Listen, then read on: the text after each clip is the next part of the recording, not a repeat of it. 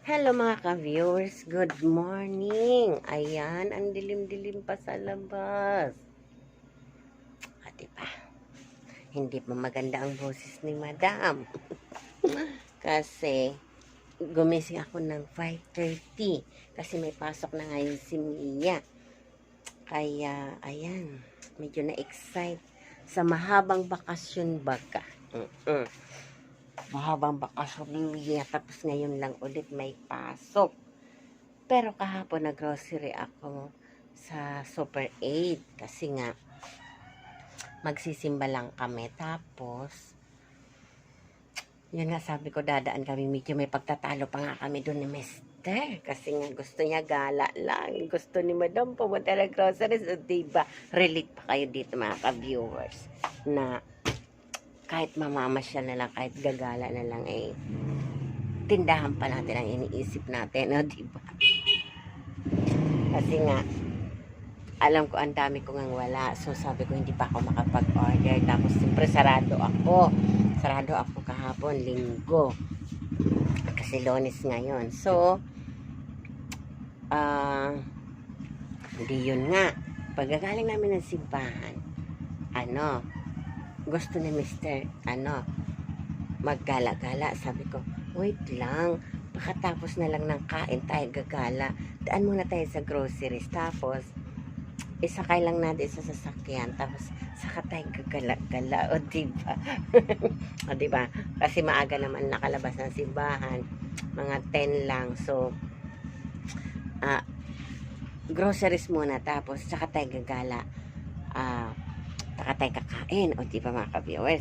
So, kaya, ang nangyari, siyempre, kailangan, hindi ako pwedeng bumili ng madami. Kasi nga, yung itong mga stocks na to, sa loob lang ilalagay. Kasi nga, iiwan namin sa sasakyan habang si Mister ay ginagala ko, diba? Tsaka si Mia. Kaya, ayan, ito lang yung nag-groceries ko mga ka-viewers. Nagkakalaga lang siya ng 7,000 plus. O, diba? Hindi pwedeng magparami kasi sa likod lang namin ikakarga, tapos si Mia sasakay pa.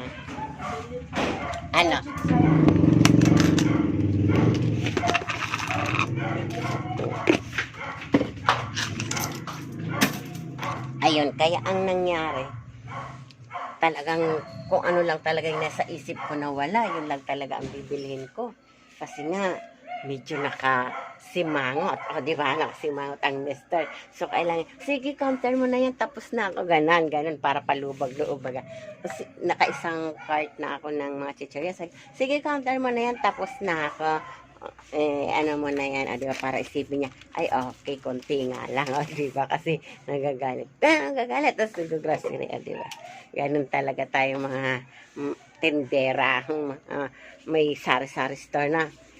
Kasi siyempre, si Mister naman, wala namang ano yan. Kasi iba din yung business niya, iba din yung business ni Madam. Kaya, ayan, di ba, ang aga ko magdaldal na.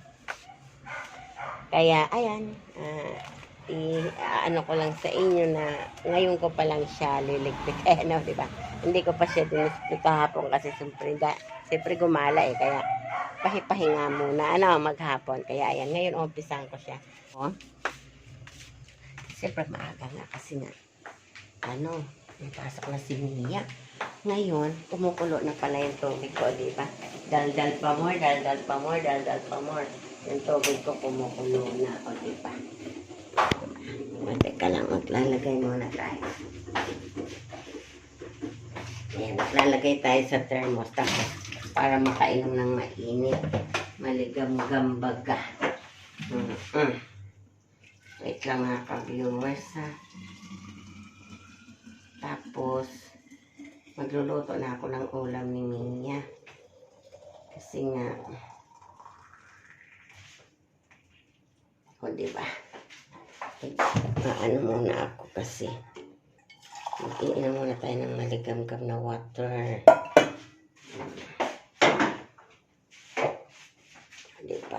Siyempre mga ka-viewers, morning. Malinis yung ating lababo. Wala tayong hugasan. O, diba? Flex lang natin. O, diba mga ka-viewers? O, diba? Wala tayong tayong hugasan. Siyempre yung aking takore matanda na yan, hindi ko lang naiis-is dito. Pero maganda pa yan. Oo, matibay pa yan. Kaya carrybags pa yan. Di pa natin yung pwedeng palitan. Ano? Kaya ganun lang yun. Hanggat hindi durog-durog. Huwag tayo magpalit. Oh, ayan, di ba? Oh, siyempre morning yan. Kaya walang hugasan si Madam. Ay, o diba mga ka-viewers? Sa sobrang excited na makabalik sa tindahan. Hindi na nalagyan ng malikam-kam. O diba? So, kailangan muna natin lagyan ng sige, bagsak pa more. Siyempre, inom-inom muna tayo. Ang oras naman mga ka-viewers ay 5 pa lang. Ayan. 5 AM pa lang kasi ang aga kong gumising 5:30. So, dahil sa 5 AM pa lang, maya-maya na ako magluto ng maya-maya na ako magluto ng bago natulog kagabi, ito. Mama, gusto ko tosino bukas ng umaga. Ayan, dahil prinsesa baga, kailangan natin sundin.